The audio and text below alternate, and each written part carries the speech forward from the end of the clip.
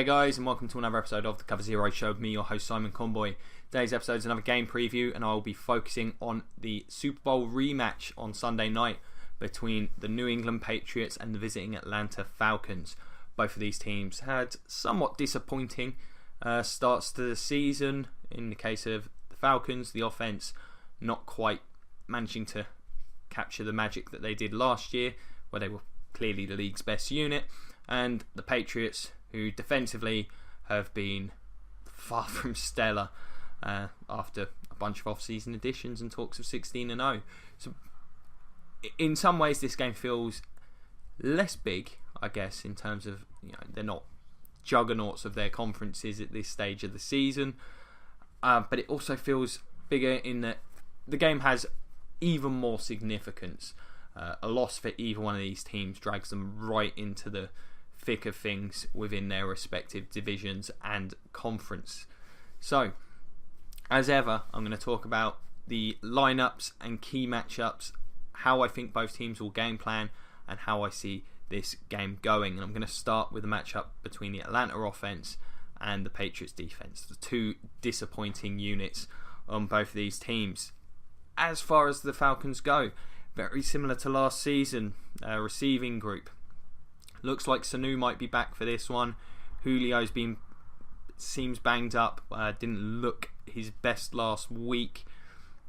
Taylor Gabriel, James Hardy can chip in with a few catches here and there. It's still a deep group. They're getting solid production from Austin Hooper at tight end when called upon. This running back group is playing well. They're still effective.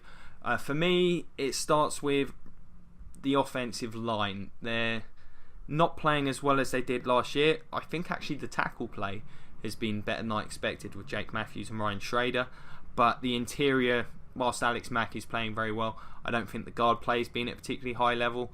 Wes Schweitzer not looking great. Andy Levitra playing okay, but in terms of the run game, this team is not nearly as overpowering as they were, and there's been a fair bit more pressure on Matt Ryan, who isn't playing to the same level as he did last season. I was very clear about this before the season began. I did not see him replicating that level of success, partly because of Shanahan and also because, to me, last year was the exception rather than the rule. I still feel like we knew who Matt Ryan was even last year. It was just one of those. They managed to have everything kind of break their way, stay healthy for pretty much the entire season, other than a few Julio injuries, and have a lot of continuity. As on the opposite side, you've got the Patriots defense, which has really struggled, particularly in the secondary. We've seen them simplify things a bit the last couple of weeks, a lot of those breakdowns not being as bad. Malcolm Butler's looked significantly better the last couple of weeks, just playing a basic zone, which not surprising to me. It's the definition of a good zone corner. Stephon Gilmore's been a major disappointment to this point. It looks like he's been struggling with the scheme and just isn't playing fluidly as a result. Safety play's been okay, but I think the miscommunications are causing for some busts. But McCourty's shown flashes in the last couple of weeks of being where you'd expect him to be. The linebacking group is the biggest concern I have when I watch this team. There is just not much speed there. Donta Hightower's a fine player, but he's hardly a burner. And next to him, Carl Van Noy. These guys are not great in coverage, and that's really shown up over the course of the season. The defensive line struggled at the defensive tackle position. Guys like Alan Branch, Malcolm Brown were great last year in that regard. It's not been the case this year. And the defensive end position, as expected, is not generating a huge amount of pressure. The retirement of... now I feel really bad for forgetting his name. Losing a veteran defensive end and then losing the third round pick, Derek Rivers, has hurt the depth. Trey Flowers, the only guy who feels like he can get consistent pressure in this group. There's a lot of issues here. As a result, you could see the Falcons, although they're not playing great offensively, the second half last week against the Dolphins was a mess. Don't get me wrong, the Dolphins are a far better defensive team at this stage of the season than the Patriots, but it was very poor. A lot of mistakes, a lot of heat on Matt Ryan. Guys struggling to get open. And really, Sanu was missing, but he's not a game-breaking type of player. It's got to be concerning. But I still feel like they should have enough in this matchup. Julio should be that little bit healthier. I don't know what the Patriots can do to try and stop him. Frankly, for me, you've got to put Butler there because he's more reliable, whilst for the physical matchup it doesn't look as positive. I think that's the way you've got to go, and I think you've got to have McCourty shading over the top. You just cannot let Julio beat you. He is just that level of threat. The most gifted receiver in the NFL. Gilmore can probably deal with Sanu, you'd have to think. Taylor Gabriel's always an X factor, but he's the kind of player that is going to either beat you on a big play or he'll be kept fairly quiet. They're not going to target him for too many of those sort of 2-yard outs. He's definitely not that kind of player. Patriots have had problems with players like this over the course of the year. They've given up far more plays on the deep ball than I remember a Patriots team doing, so I think he could certainly have a big impact on this. And Austin Hooper as well. I just feel like he can abuse the linebackers in coverage. So I think there'll be opportunities for Ryan, particularly if Julio is getting doubled out of the game, which you'd probably expect because it tends to be the Patriots' defensive MO to take away what the opposing team likes to do most. Now the issue there could also be, you could argue the Falcons have looked to really establish the run.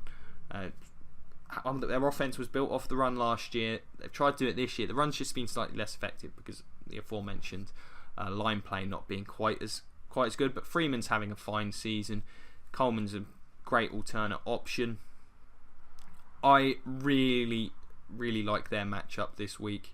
I think Coleman in particular is going to be able to get outside on this team and have some success.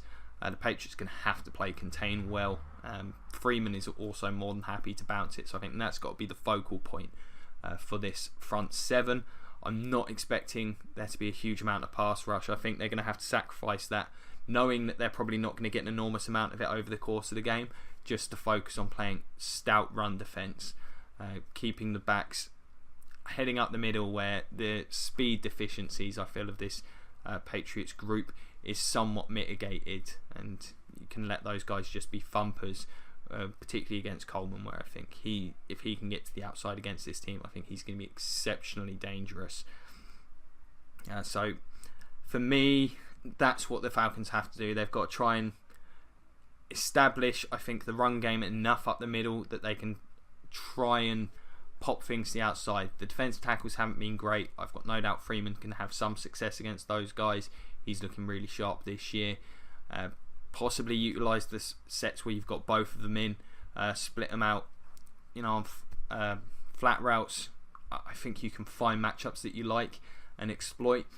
There's going to be a heavy focus, you'd have to think, on stopping Julio, particularly with the issues this secondary's had. So I think they'll be playing off, and I think there'll be massive opportunities in the passing game for these two backs. Similarly, I think Hooper will be able to have some success. I think between those three, you can probably eat up a lot of clock and gain a lot of yardage. The problem would be forcing the ball into the end zone, which is something traditionally the Patriots have been very good at preventing.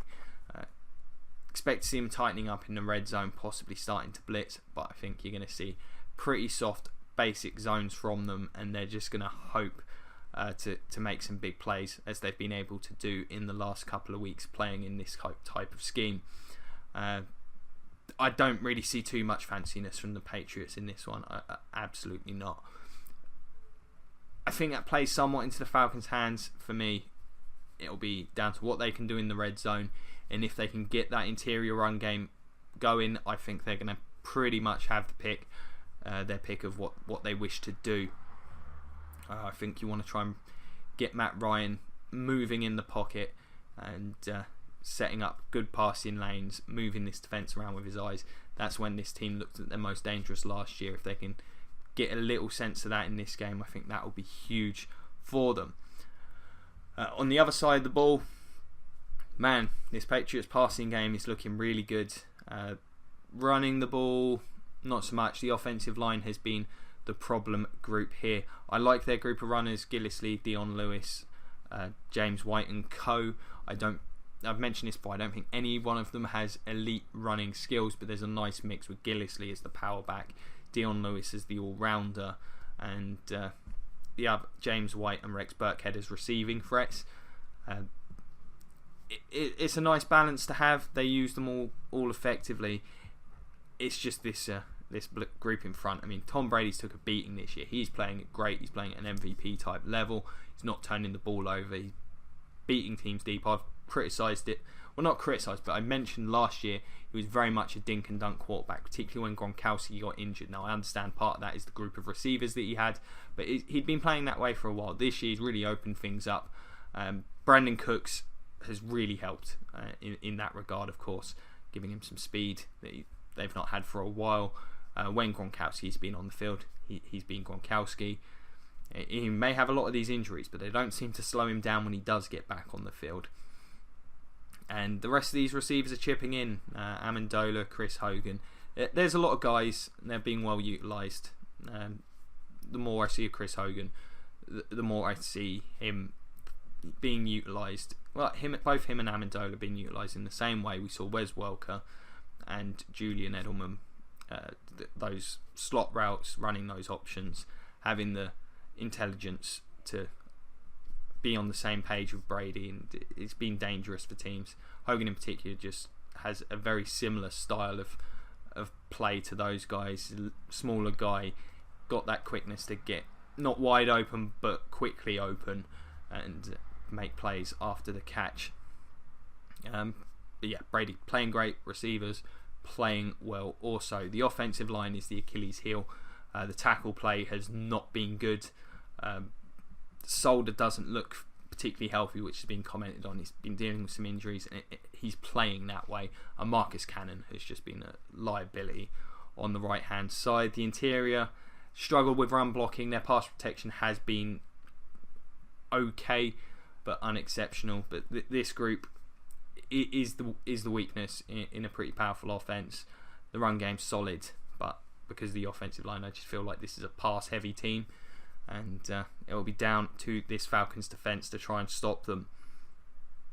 Pass rush has been somewhat lacking without Vic Beasley. I'm not the biggest Beasley fan in the world, but he gives this team a lot more juice in the pass rush. Takk McKinley not quite consistent at this stage, as you might expect. Adrian Claiborne and Brooks Reed are just guys. Good depth.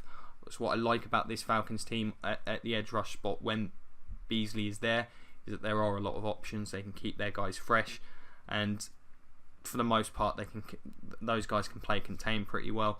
But without Beasley, they've been pretty mediocre. So that might be difficult to fully take advantage of this tackle position. In the middle, they've disappointed me somewhat. Dontari Poe has been an okay addition, but he's still got some of the same problems. He's a little bit up and down in his play. Grady Jarrett's been playing solid football, but I was really expecting a bigger leap from him, particularly in the pass rush department. So we'll see, but I like their matchup this week. I think they should be able to control the line of scrimmage, those two.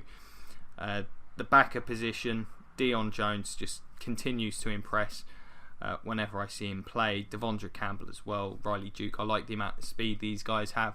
I think they're going to have to play very well this week in the pass game. That's just the nature of it when you play the Patriots. You know, you've got Gronk there, you've got those two slot type receivers, and you've got all those running backs coming out of the backfield. You know they're going to be kept busy.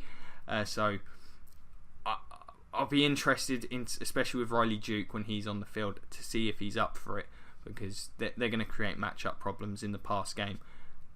It'd be a real learning experience, even for Campbell and Jones. Frankly, they're still young players at this point in their career. The corner position, they've been getting solid play from Trufant. He's a very good player. Expect to see him mirroring Brandon Cooks all day. That would be my expectation. Other than that, the other guys, I can certainly see Alford being targeted heavily in this one. He's a bit of a boom or bust type player. And the safety play is going to have to be good, as always, particularly with both Gronk and Cooks on the field. You know this Patriots team's going to be attacking deep. So we'll see if Keanu Neal and Ricardo Allen can keep things in front of them. I think that's really the key. You're probably going to give up some big plays to this team, but don't let them be the home run balls. Give yourselves an opportunity to make a play afterwards is going to be essential. As for the game planning here, I mean, really with the Patriots,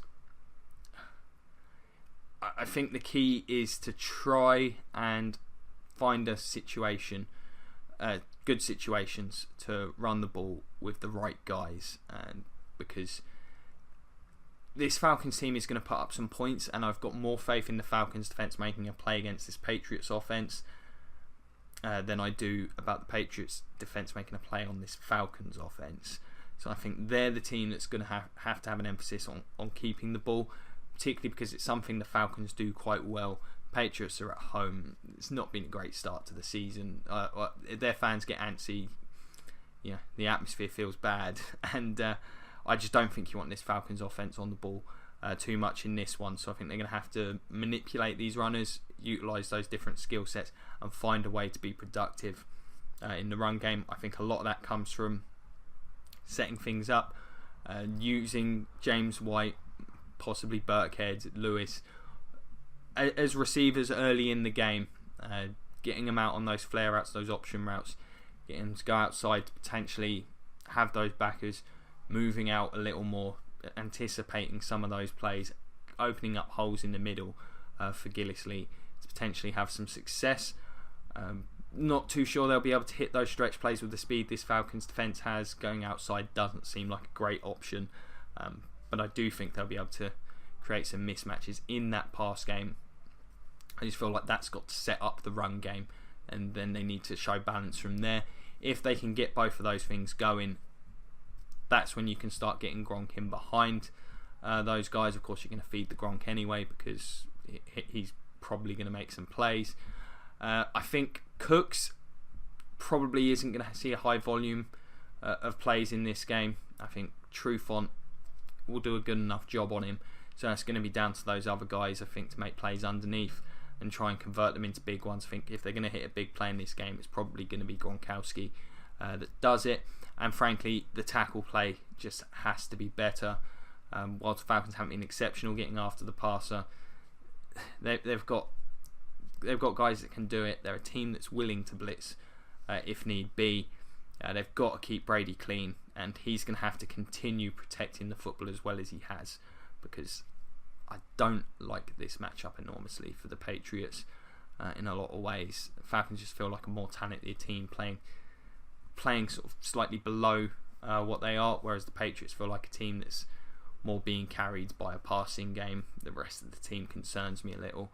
If you're the Falcons, I think you've got to trust Trufant to do a job on Cooks, except he's going to make a couple of plays on you. Just hope they're not too big. Give him some help every now and then in situations where you suspect they're going to be likely to go to him. But stopping Gronkowski is always the key. He's the ace in the hole. He's the guy that will come up with the big plays when they need them most. That seam route in particular, you've just got to stop that, because it feels like all of his other deep plays are based off of that one. He'll set you up with a seam, and then he'll take you either direction. Him and Brady have a very good understanding of those plays. It's going to be difficult. I don't know how they do it, but you're going to have to try and put some hits on him. Keanu Neal's going to have a good day. I think those linebackers are going to have to be very cautious underneath. I think you have to see some zone coverage over the middle of the field in particular, because running down the field with Gronk just always feels like a bad idea. And on top of that, you're going to have those underneath receivers. So it's going to be down to good zone play, understanding where everyone else is on the field and how they're going to be reacting to the combination routes and the option routes that this Patriots team is going to throw at them. This team really is all about exploiting space and mismatches in the passing game at the moment to get effective yards after the catch and set up big plays. They've got to try and prevent that through good disciplined play. The linebackers and safeties are absolutely integral, and to me will determine the level of success this Falcons defence has slowing this group down. So there you have it. Those are my thoughts on this one. In terms of a winner, I'm going with the Patriots at home. Falcons have been somewhat underwhelming, and the way Brady's playing, I just feel like he'll find a way in this one.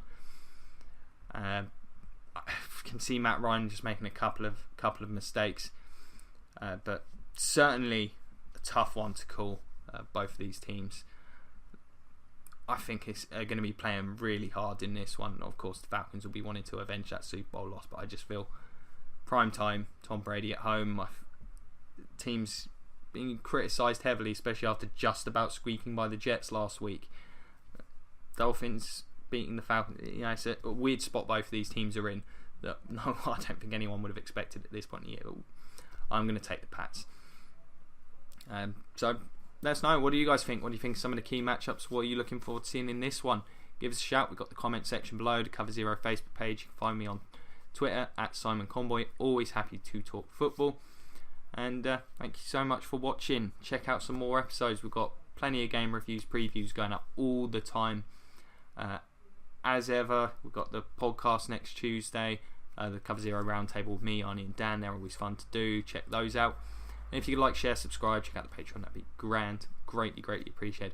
Thank you so much for watching. We really do appreciate it here at Cover Zero. It's been a pleasure as always. Have a great day and go Bucks.